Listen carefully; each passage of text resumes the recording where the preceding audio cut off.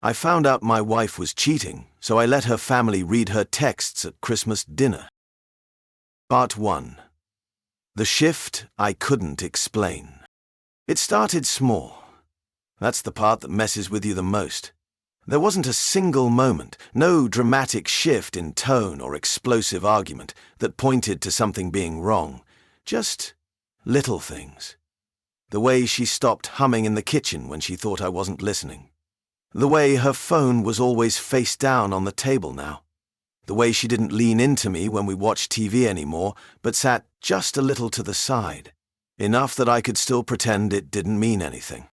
I told myself it was work. She was stressed. The holidays always made her tense. She had mentioned something about a co-worker leaving suddenly, extra responsibilities. I wanted to believe her, not because she was convincing, but because I needed her to be. Belief at that point was the only thing keeping the seams from splitting. We'd been married 5 years. We weren't perfect, but we were solid. At least I thought we were. Her name is Erin. Or was, depending on how you define what happens when trust dies. She was never one for drama. She hated gossip, always kept her inner circle small and her opinions sharp. That's part of what I loved about her. She was clear, calm, direct, which is probably why this whole thing hit different. Because the silence between us was so quiet, so intentional. It didn't feel like distance. It felt like withdrawal. The first real flag came in November. I had just finished cooking dinner, something simple, pasta with garlic bread. Nothing fancy, just something warm. She came home late, said she had to finish some reports. I plated everything, poured wine, lit a candle like we used to back when we actually tried. She smiled when she saw the table, but it was the kind of smile you give a stranger who lets you go ahead of them at the grocery store. Polite, not personal. She took 2 bites, then said she wasn't that hungry, claimed her stomach was acting up. I asked if everything was okay. She nodded, said she was just tired. That's when her phone buzzed. She glanced at it, then flicked it over. I didn't even catch the name on the screen. Just a flicker of white text on grey, a name I'd never seen. And the way she reacted to it, shoulders tensing just slightly, lips pressed a little tighter than usual, that told me more than any message ever could. Still, I said nothing. Denial isn't always loud. Sometimes it's a soft place you crawl into and convince yourself it's safer than the truth. I told myself it was work. Again. I told myself the name I didn't recognize was just a client or a group chat. I told myself a lot of things that night. But none of them stopped me from lying awake, long after she'd fallen asleep beside me. The next few weeks followed a strange rhythm. Good days, bad days. Sometimes she kissed me like nothing had changed. Sometimes I caught her staring off mid-conversation like she was somewhere else entirely. Her phone never left her side. She started sleeping with it under her pillow. When I made a joke about it, she laughed too quickly and said, "Just easier with my alarm that way." I nodded like that made sense. One night I got home before her and found her laptop open on the kitchen counter. Not snooping, not on purpose, just sitting there, screen still glowing. A message thread on the corner, not open but enough that I could see a name, just initials, and the edge of a sentence that read, "Missed you last night." I stood there for a long time. I didn't click, didn't scroll, didn't dig. Just closed the lid and stepped back. Not because I didn't want to know, but because I already did. That night we ate takeout in silence. I asked how her day was. She said fine. She asked if I'd called my parents about Christmas. I said I had. We talked about what to bring for dinner. She suggested wine. I nodded. I asked if she still wanted to do stockings this year. She smiled and said yes. That smile haunted me, because in that moment I realized she could lie without flinching. And I didn't know who that made the fool, her for doing it or me for letting her. Part 2. Almost enough to say something. The days leading up to Thanksgiving were full of tension I couldn't name. Nothing explosive, just quiet wrongness. Like we were rehearsing the lines of a relationship we both knew was dying, but didn't want to declare it out loud. Erin was warm in the ways that could be explained, polite, cooperative, even affectionate in public, but behind closed doors everything felt thinner, like a picture frame with no photo inside. She started staying late at work more often. Always for meetings. Always at the last minute. I offered to bring her dinner a few times. She declined, said she didn't want to be interrupted, that it was all hands on deck for end-of-year deadlines. I didn't press her. I didn't ask questions. But I started paying attention, not to what she said, but to what didn't line up anymore.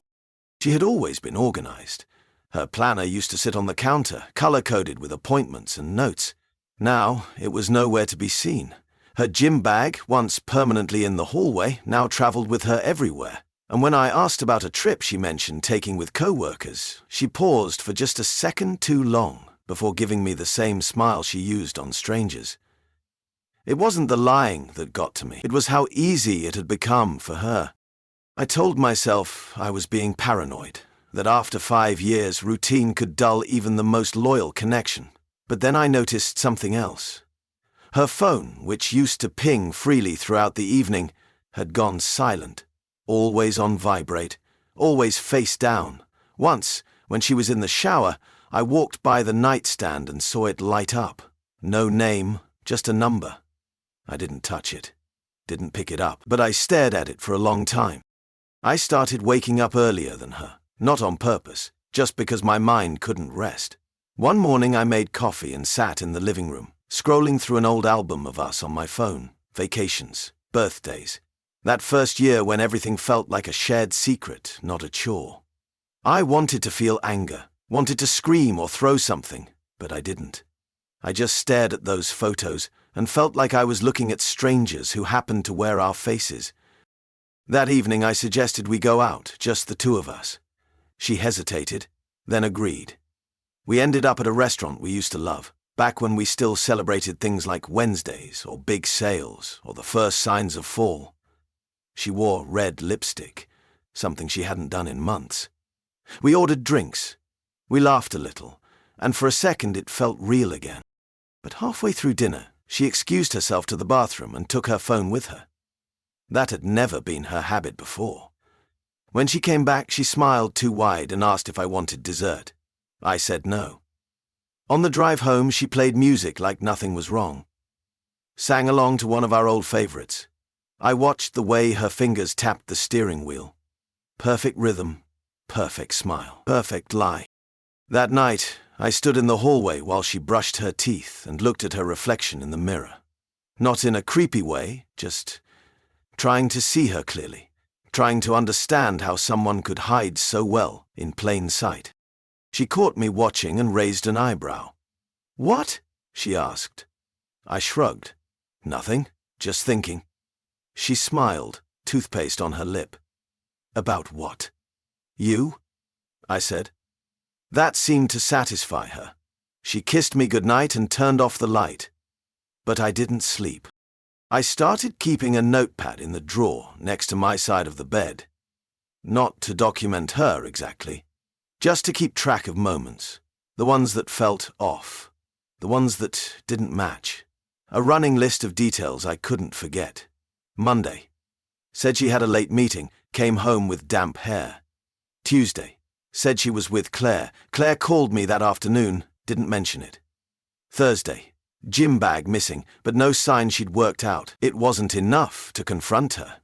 Not yet. But it was enough to build a picture, a slow collage of betrayal, forming one edge at a time. One night, while she was asleep, her phone buzzed. I didn't reach for it. I just turned and looked at her face. Peaceful. Relaxed.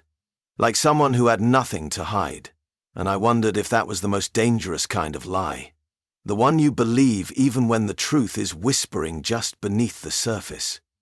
I didn't know what my next move was, but I knew the storm was coming, and when it did, I wasn't going to shout. I was going to let it speak for itself. Part 3. Watching without being seen. It's strange how quickly you can go from being in love to becoming an investigator. One day you're sharing coffee and weekend plans, the next, You're timing how long it takes her to get home from work and checking if her stories align. I didn't plan it that way. I didn't want to live like that. But the moment I stopped trusting what she said, I started listening to what she didn't. I wasn't looking to catch her. Not at first. I still hoped I was wrong. That maybe it was me. Paranoia, burnout, fear.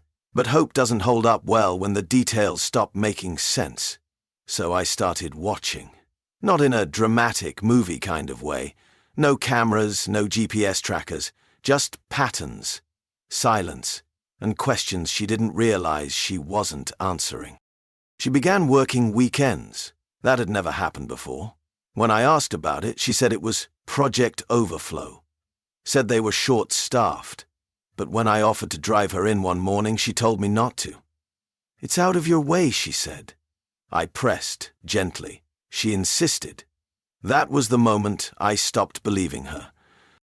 That weekend, I followed her. Not far, not all the way, just enough to see that she didn't go to the office. She pulled into a residential street 3 neighborhoods over, parked, got out, walked up to a house I didn't recognize. She knocked. Someone opened the door. I couldn't see who. I sat in my car, engine off, breath shallow, and waited. After 20 minutes, I drove away. I didn't confront her. Not yet. I wasn't ready to hear the lies she'd craft. I wanted clarity, not noise. I wanted a full picture. One that even she wouldn't be able to talk her way out of. So, I started collecting pieces. Every time she left, I noted where she said she was going and when she came back. I checked receipts when she wasn't looking. I watched her phone's reflection in the microwave when she scrolled during dinner. Sometimes I caught glimpses of messages. One night, I saw a heart emoji. Not mine. Not from any friend I knew. She had a lock screen now, new password. I knew it used to be her birthday. Not anymore. I'd tried a few combinations late one night when she was asleep. None worked. I didn't push it. If I got caught, the entire house of cards would fall before I was ready. Instead, I became someone else entirely. I became careful, measured. I played the role she needed me to play. Supportive, distracted, busy. I even complimented her more often. Because the better she thought things were, the more careless she became. The shift was subtle, but it worked. She started letting her guard down, started slipping. One morning, she left her laptop open again. I walked past, casually, coffee in hand, and saw a name I hadn't seen before. Not the same as before, different. Another thread, another conversation, too many smiley faces, too many "when can I see you again" messages. I scrolled just far enough to confirm what I already knew. She was seeing someone else. And maybe more than one. The strange part is how calm I felt. Not broken, not devastated, just steady. Like the final puzzle piece had clicked into place. There was no guessing anymore, no hope clouding the facts. It was done. I knew what she was, and now I could decide what I was going to be. I didn't tell anyone. Not even Ryan, my oldest friend. I didn't want advice. I didn't want sympathy. I wanted control. And I knew if I played this right, I'd get it. That week, her parents called to confirm Christmas plans. We were hosting. Like always, Erin sounded excited on the phone. Talked about recipes and table arrangements and how nice it would be to see everyone. She looked at me across the living room and smiled. I smiled back. That night, I started outlining something in my head. Not revenge, not justice, just clarity. The kind that didn't need yelling or screaming. The kind that made people see what they needed to see, without me saying a single word. Part 4. Planning the perfect holiday. After I saw the messages, there was no more pretending. Not in my head, at least. I still played my part. Still kissed her goodnight. Still asked about her day and nodded along to her carefully rehearsed stories. But inside, something shifted. The pain stopped pulsing. The disbelief settled. All that remained was focus. Cold, steady, deliberate focus. I didn't want a confrontation. I didn't want yelling or tears. That would make me the emotional one, the unstable one, the guy who just couldn't handle the truth. No. I wanted silence. I wanted the truth to unfold in front of her with no noise at all. That's when it would hurt the most, when it couldn't be spun, when it wasn't coming from me. So, I started planning. It began with the screenshots. Late one night, I waited until she fell asleep and carefully slipped her laptop from the nightstand. She rarely shut it down. No password. Just a simple swipe and I was in. The messages were still open. I didn't read all of them. I didn't need to. A few lines were enough. I love when you wear that red thing. I didn't let myself feel it. Not then. I took screenshots. Transferred them to a flash drive. Backed them up to a private cloud folder I made under a generic name, something she'd never look at. I kept it simple, clean, precise, no emotion, just documentation. Next came the phone. Riskier. She guarded it more than anything, but one night, while she was in the shower, I saw it on the bathroom counter. Unlocked. Open to a music app. I slid my finger down from the top, accessed notifications. One from a man named Alex I'd never met. You still thinking about last night? I am. I snapped a photo and backed away before the steam cleared the mirror. I didn't confront her when she came out. I asked about her playlist. She talked about some new artist she'd discovered. I smiled and nodded. My stomach burned. December crept closer. Lights went up. Stores filled with hollow cheer. Erin baked cookies like nothing was wrong, talked about gift wrap and Secret Santa at work. She even suggested we buy a new ornament together. Something for just us, she said. I went along with it all. Picked out a red glass heart, smiled while we hung it on the tree. But all I could think about was how I was going to break hers. Her family loved traditions. Every year they came over for Christmas dinner. Her parents, her older brother and his wife, sometimes even a cousin or two. We cooked, we drank, we played games.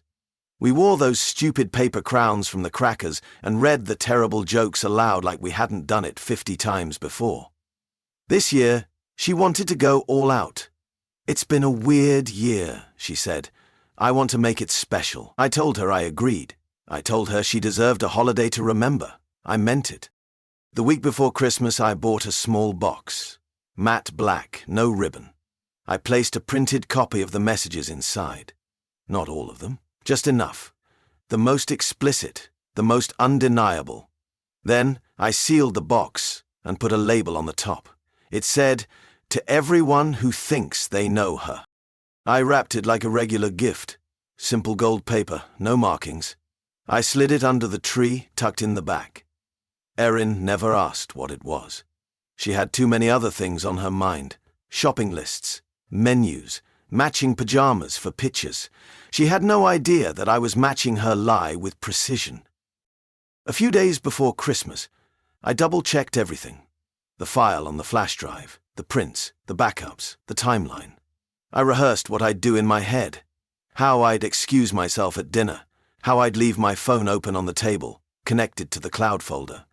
How I'd walk out without saying a single word, not for revenge, not to humiliate her, just to let the silence tell the truth. Part 5. Welcome to Christmas. The house smelled like cinnamon and rosemary. The table had been set the night before. White linen, polished cutlery, gold-rimmed plates we only brought out once a year.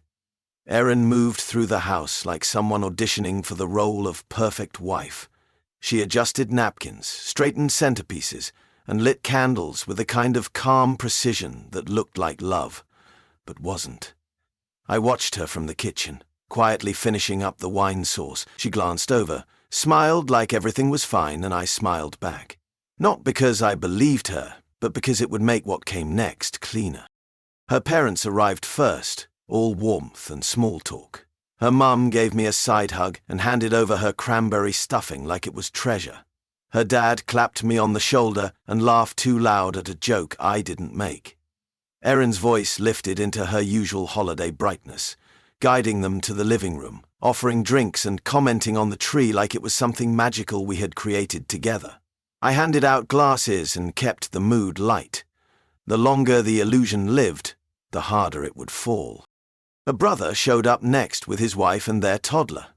The kid immediately ran for the tree, crinkling gift wrap and pulling at bows.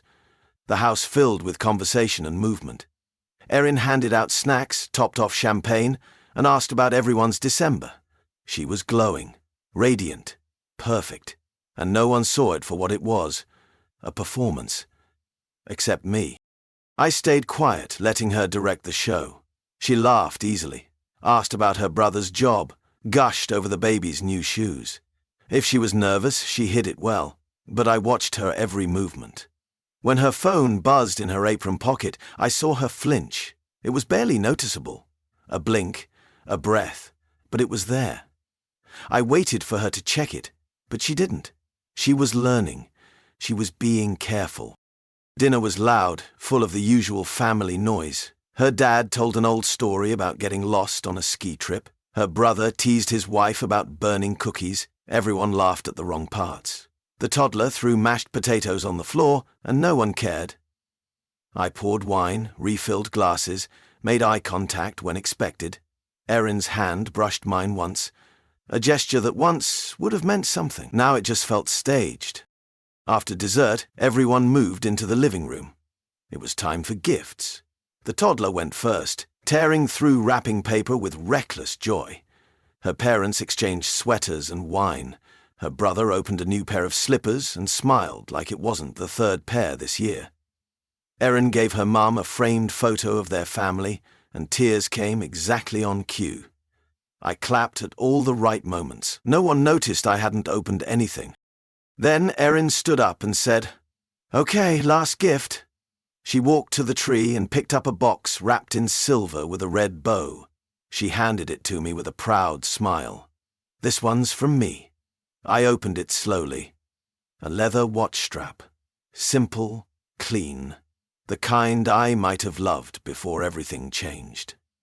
"Nice," I said, smiling gently. "Thank you." She leaned down and kissed my cheek, the way couples do when they still want others to believe in them. It almost worked. I stood up and cleared my throat. "Actually," I said, "there's one more." Erin's head tilted. "Really?" I walked to the tree, reached behind the larger boxes and pulled out a small black one, matte, no bow. I placed it on the coffee table without saying anything. Her brother looked curious. Her mum raised an eyebrow. "There's no tag," she said. I nodded. "This one's for everyone." Erin looked confused. "What is it?" she asked. I met her eyes. Something honest. Her smile faded slightly, unsure if I was joking. "Okay," she said slowly. "Is this like a game or something?" I didn't answer. Instead, I pulled out my phone, opened a folder, and placed it next to the box on the table. Screen up, unlocked. No one moved for a moment. Then her brother leaned forward and lifted the lid. Inside were several printed pages, neatly stacked, clipped together. He lifted the first one and started reading. A beat passed. Then another. His expression didn't change, but he didn't stop reading either. Her mum leaned over. Her dad stepped closer. Erin stood frozen. "What is that?" she asked again. "What is this?" No one answered. Her brother turned to the next page. And the next. The room went still.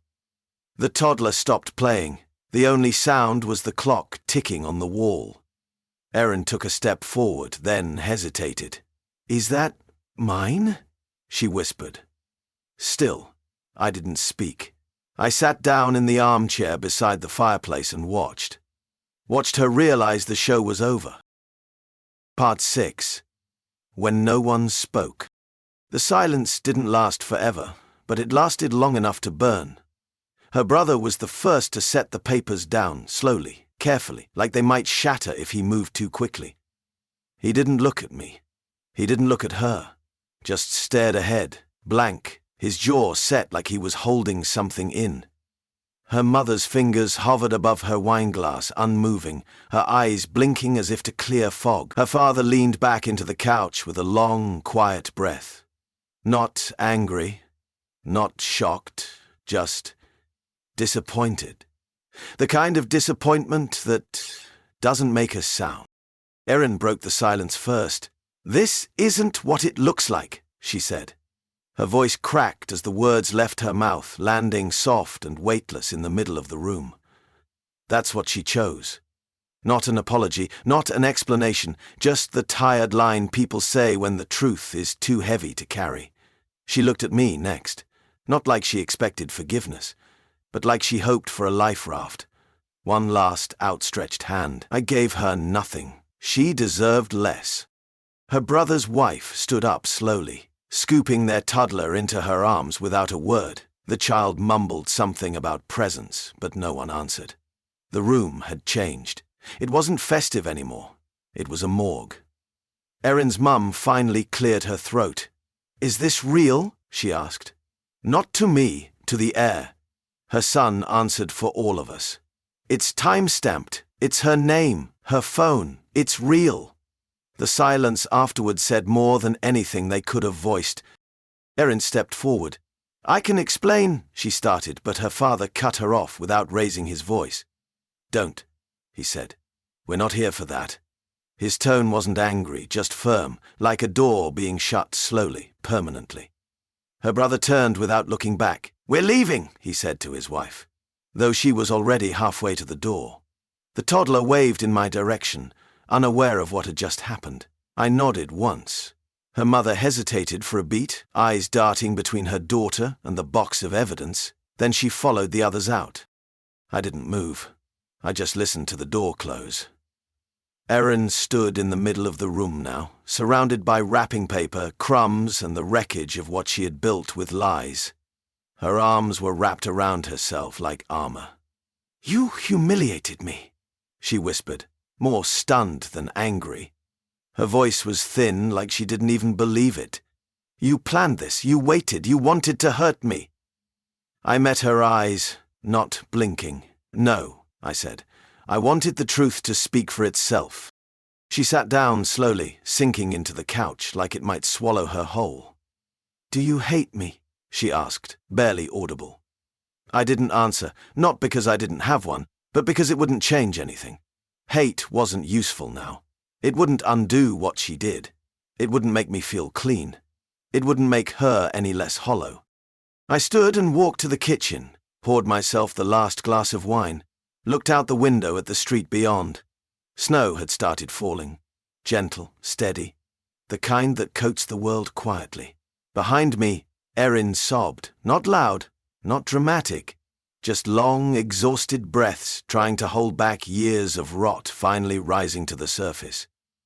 I didn't turn around. I let her cry, let the house echo with it. There was nothing left to say. She had spoken in secrets. I had answered in silence. And the truth, printed, still sitting on the table, was louder than either of us would ever be again. Part 7. After the collapse. The house didn't feel the same the next morning.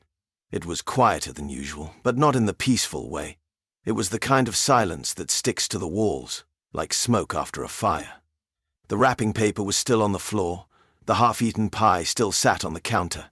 Her wine glass had lipstick on the rim and a fingerprint on the stem. I didn't touch anything. I just walked from room to room, like a visitor in a place I no longer lived in. Erin didn't come out of the bedroom. I knew she was awake. I could hear her moving. Shallow footsteps, drawers opening, zippers being tugged shut. At one point I heard the distinct snap of a suitcase latching. She was packing, or at least pretending to. I didn't go in. I didn't ask. She had said all she needed to with every lie she thought I didn't notice. I made coffee and sat at the kitchen table, checked my phone. A message from Ryan asking how Christmas went. I stared at it for a long time and then typed, "Eventful." I left it at that. Around noon, she came out. She didn't look at me. just walked to the hallway with a duffel bag slung over her shoulder. Her hair was tied back, no makeup, face pale. Her eyes darted around like she was trying to memorize everything in case it was the last time she'd see it. I said nothing. At the door she paused, her hand on the knob, back still to me. "I'm going to my sister's," she said, voice dry. "I don't know for how long." I nodded once. "Okay."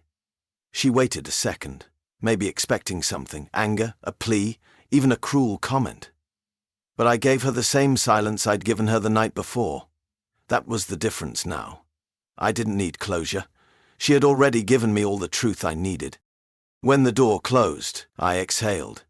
Not relief, not victory, just breath, uninterrupted, real. I didn't clean.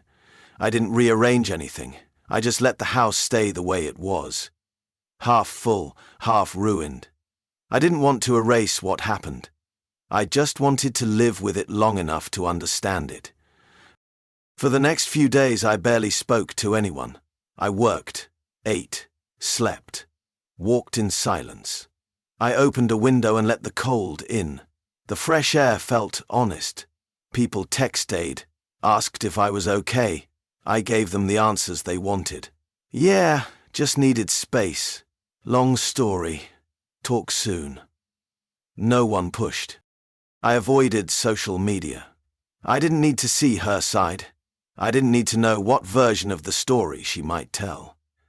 If she painted me as cruel, calculated, distant, I wouldn't correct her. Let people believe what they want. The truth didn't need defending anymore. It had already done its job. A few days after New Year's, I got a letter in the mail. Handwritten, no return address. I opened it without thinking. Erin's handwriting, slanted, shaky. She didn't start with, "I'm sorry." She started with, "I don't know how to explain it." She wrote about fear, pressure, and how she thought I was too good for her. She said she kept waiting to mess everything up and then finally did. She didn't ask me to forgive her, but she said she hoped I'd someday forget what she looked like at her worst. I folded the letter and placed it in the same drawer where I had kept the screenshots. Then I closed it and didn't open it again. I didn't feel broken. I didn't feel healed either. I just felt still. Like the part of me that had been spinning had finally stopped moving. One afternoon I met Ryan for coffee. He looked at me the way people do when they're afraid to ask questions. I told him the story, not every detail, but enough. He didn't say much, just shook his head and muttered, "Damn." Then, after a pause, added, "Proud of you, man, that was some cold shit." I smiled without meaning to. "Felt warm to me," I said, and it did. It felt like the warmest thing I'd done in months, because it was honest, because it was mine. Part 8. The silence after her. The days grew quieter, but not in a way that hurt.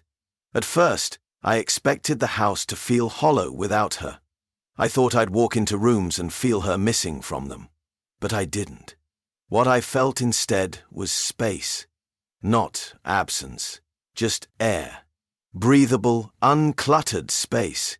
It was like I had been living with a radio humming static in the background, and someone finally turned it off. I didn't rush to change anything. Her mug still sat in the cabinet. Her shampoo still lined the shower shelf. A pair of shoes by the door. It didn't feel haunting. It felt harmless, like props left behind after a play. They didn't mean anything anymore. They weren't part of the story I was in now. I spent a lot of time walking. Not to clear my head, just to move. To feel the cold sting my face and remind me I was alive. The world looked sharper. Buildings, streets, even the bare trees along the sidewalks, they all felt more in focus. I hadn't realized how blurry everything had become when I was pretending not to see what was right in front of me. The neighbors didn't ask questions. They waved, nodded, kept moving. I was grateful for that. The last thing I wanted was pity. There's a kind of quiet dignity in not being someone's topic. I held on to that. One morning I made a new playlist, something simple, instrumental stuff, things without lyrics. I wasn't trying to be dramatic. I just didn't want to hear anyone else's words for a while. Mine were enough, and they were finally starting to sound like me again. Work got easier, or maybe I just got better at compartmentalizing. People asked about the holidays, and I gave them the standard answers: relaxing, low-key, good to recharge. It wasn't a lie, it just wasn't their version of good, and that was fine. They didn't need the director's cut. A few nights a week, I'd cook something new, not to impress anyone, not to post, just to try. I started reading again. A book I'd left half-finished months ago was suddenly interesting again. Funny how clarity returns when you stop feeding your energy to someone else's illusion. One day I boxed up a few of her things. Just the obvious ones. Her scarves, her extra charger, a framed photo from some vacation that didn't feel real anymore. I didn't tape the box shut. I didn't label it. I just slid it into the hallway closet. Out of sight, not gone, but no longer center stage. She hadn't called, hadn't texted. The silence between us was mutual now, and I liked it that way. I didn't need closure. I had created my own, not with words, but with action, with presence, with space. Ryan checked in now and then, always short texts. You breathing? Still standing? Want pizza? I appreciated that he didn't try to fix anything. He didn't act like I was broken. He just showed up in the background, like a familiar streetlight, always there, never blinding. One night we met up for drinks. We didn't talk about her. We didn't talk about what happened. We talked about old cars and bad movies, and how awful the local football team was. It felt good, like air through a cracked window. Enough to remind me I hadn't disappeared. At one point he paused mid-sip and said, "You know, man, you look better." I raised an eyebrow. Better how? He shrugged. Like you finally belong in your own face again. I laughed, but it stayed with me, because he was right. I did feel more like myself, not the version of me that had existed beside her, the version that had existed before I started shrinking to fit her silence, and the version that now finally had room to stretch. Part 9. One more message. It had been just over a month since she left when the message came. I wasn't waiting for it. I didn't need it. My days had found their rhythm again, quiet, steady, mine. I'd gone grocery shopping that morning, spent the afternoon cleaning out an old drawer full of charger cables and instruction manuals for appliances I no longer owned. It felt good, that kind of small control. The invisible kind that tells you you're putting things back in order, even if no one else sees it. The notification popped up while I was scrolling recipes. Her name. No preview, just a grey bubble against a white background. For a second, I stared at it. Not with panic, not with longing, just curiosity. Like finding a photo of a place you used to live in. You recognize it, but it doesn't feel like home anymore. I waited a few minutes before opening it. No rush, no emotion, just stillness. I miss you. That was it.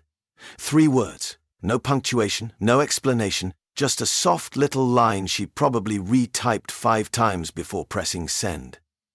I read it twice, then put the phone down. I didn't respond. I didn't even think about responding. I made tea, sat by the window, watched the neighborhood kids throw snowballs at each other while their parents shouted about mittens. 15 minutes later, another one. I know I don't deserve a reply, but I hope you're okay. That one stung more. Not because of what it said, but because of what it tried to sound like. Kind, humble, safe. But it wasn't any of those things. It was bait. Emotional bait disguised as remorse. She wasn't asking for forgiveness. She was asking for permission to still exist in my head. I closed the message and muted the thread. I didn't block her. I didn't delete anything. I just removed the sound. I didn't want to be interrupted. Not anymore. The next morning I got a letter. Physical. Handwritten. Same slanted loops and slightly uneven spacing. No envelope name, but I knew her handwriting by heart. Inside was a folded page. Nothing fancy, just a single paragraph. I think about you all the time. I replay that night over and over.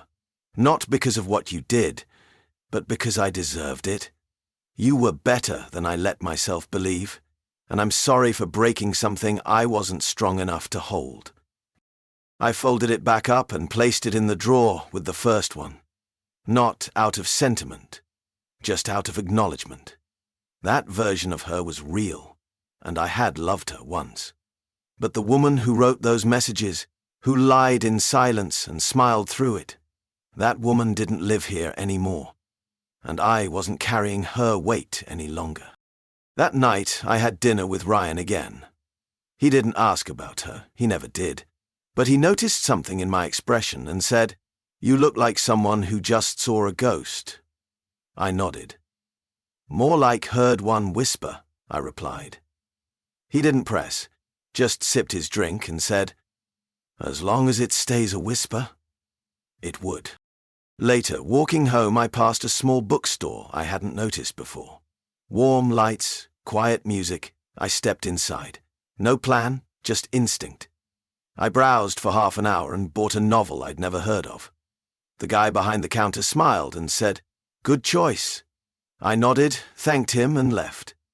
At home, I lit a candle, sat down, opened the book, and didn't think about her once. Part 10. What was left after everything? There was no big moment of closure, no cinematic ending, no dramatic realization that changed everything overnight. That's not how it works. It's quieter than that. Slower. Some days it just feels like stillness. Others it feels like movement without direction, but mostly it feels like control. Over your time, your space, your thoughts. That was what I'd been missing. Not her. Just that. I started waking up earlier. Not because I had to, but because I wanted to. The mornings were mine again. The quiet hum of the heater. The glow of the winter light through the blinds. The calm before anything asked something of me. I'd make coffee and drink it slowly. No phone. No noise. Just the rhythm of normal life returning. One silent beat at a time. The house began to change, but not all at once. I didn't purge everything. I didn't repaint the walls or throw out the furniture. I just started choosing things. A new pillow, a new lamp, small replacements. Not because I wanted to erase her, but because I was making room for something else, not someone else. Just peace. I donated her leftover clothes, not out of spite. They were just taking up space, and space had become something I valued more than I ever realized. The closet felt better half empty. I didn't need to fill it. I just needed to breathe. One afternoon, I went through my old journals. Not because I was feeling nostalgic, more out of curiosity. I found an entry from the year we got married. It said, "I hope she never lies to me." That's the one thing I don't think I could forgive. I stared at those words for a long time. Then I turned the page. I didn't need to live there anymore. A few weeks later, I got a text from a mutual friend. Nothing heavy, just an invite to a small get-together. I said maybe. I didn't feel ready for conversations where people would ask how I was holding up. But it felt good to be asked, to be seen as someone who might show up again. That meant more than they knew. I bought a plant. It sounds stupid, but it felt like something solid. Something that required care, attention, presence. Not drama, not apologies. Just water, light, patience. It started as a small thing in the kitchen window, but it became a reminder that not everything had to fall apart to mean something.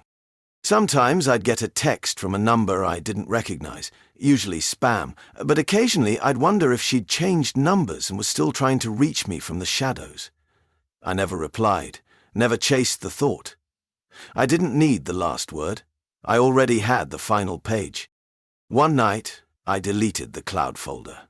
The one with the screenshots, the timeline, the printed receipts of what she'd done. I didn't feel nervous doing it. I didn't feel anything, because I'd already used them for what they were meant for. Not to hurt her, not to shame her, but to make her visible. And once the truth has been seen, it doesn't need to be repeated. I think the hardest part wasn't accepting that she lied. It was accepting how long I let myself believe something I knew wasn't real. That was on me. And I owned it. Not to punish myself, but to learn. Because if you don't own your part, you'll carry theirs forever. The next time someone asks me what happened, I'll probably keep it simple. It didn't work out. Things ended. People don't need the whole story. Not all of it. The truth is mine. And I don't owe anyone the replay. The other day I ran into her brother at a gas station. We both paused, surprised. He looked older, more tired. We nodded. He asked how I was. I said I was okay. He nodded again. Glad to hear it, he said. Then he looked at me and added, "You handled it better than I would have."